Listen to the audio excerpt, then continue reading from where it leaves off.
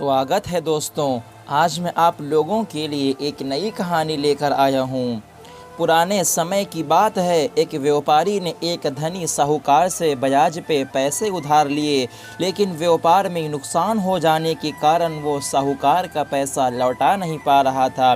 व्यापारी की एक बेहद सुंदर बेटी थी। साहूकार बड़ा कुटिल शख्स था। उसने सोचा कि व्यापारी पैसा तो वापस कर नहीं पा रहा है, तो क्यों ना उसकी परिस्थितियों का फ़ायदा उठाया जाए। उसने व्यापारी को एक सुझाव दिया कि अगर वो अपनी बेटी की शादी उस साहूकार से कर दे तो वो व्यापारी का सारा कर्ज माफ़ कर देगा। व्यापारी बेचारा मरता क्या ना करता। उसने अपनी बेटी को सारी बात बताई। समस्या बड़ी थी। साहूकार बड़ी उम्र का कुरूप व्यक्ति था। अब उस बेटी के आगे दो ही रास्ते थे। पहला, या तो साहूकार से विवाह करने से इनकार कर दे और अपने पिता को कर्ज में दबा रहने दे। दूसरा, या तो साहूकार से खुशी खुशी विवाह कर ले ताकि उसका पिता स्वतंत्रता से रह सके।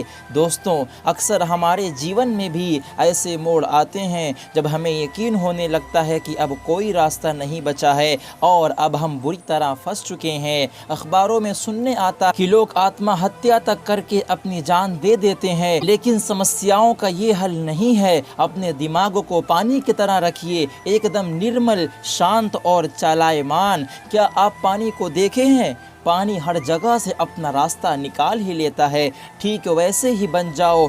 अब आगे देखते हैं लड़की ने क्या फैसला लिया। लड़की ने साहूकार के आगे एक शर्त रखी कि साहूकार एक थैला लाए और उसमें दो गोलियां डाले, एक सफ़ेद रंग की और दूसरी काले रंग की। इसके बाद लड़की उस थैले में से आंख बंद करके कोई एक गोली निकालेगी। गोली अगर काली निकली तो लड़की साहूकार से विवाह कर लेगी और उसके पिता का कर्ज माफ़ कर दिया जाएगा। लेकिन अगर गोली सफ़ेद निकली तो भी पिता का कर्ज माफ़ किया जाएगा, लेकिन लड़की साहूकार से विवाह नहीं करेगी। साहूकार बेटी की खूबसूरती का भूखा था। वो तुरंत शर्त मान गया और जल्द ही एक थैला लेकर आ गया। लेकिन जब वो थैले में गोलियां डाल रहा था तो लड़की ने देखा कि साहूकार ने चालाकी से दोनों गोली काली ही थैले में डाल दी हैं। अब लड़की परेशान हो गई कि अब वो करे तो क्या करे। साहूकार का भांडा फोड़ भी दे तो वो दूसरी किसी चाल में उन्हें ज़रूर फंसाएगा। लड़की कुछ सोचकर आगे बढ़ी